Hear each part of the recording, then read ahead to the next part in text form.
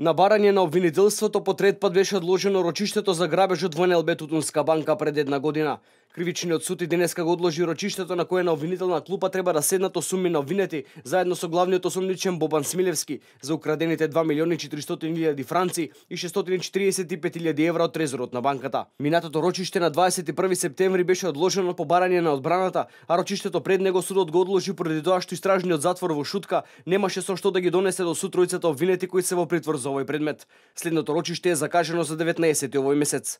Според информација од полицијата, Смилевски вработен како трезорист во банката во соработка со останатите осомничени во периодот од 6 до 10 април успеал во неколку наврати да украде поголем износ на пари од трезорот.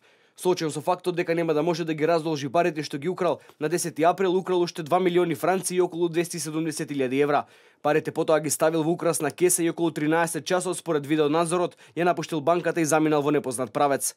Смилевски се гони за повеќе кратно затајување и за тешка кражба, а вториот осомничен се товари за помагање во истите кривични дела.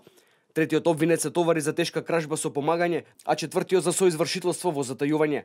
Пропишаните казни за тешка кражба се од 3 месеци до 10 години затвор, додека за затајување од 1 до 10 години. Останатите четворица обвинети се товарат за несовесно вршење на должностите со што ја овозможиле кражбата. Според кривичниот законник, предвидената казна за ова кривично дело е затвор од 6 месеци до 3 години, како и задолжителна парична казна за стоителите.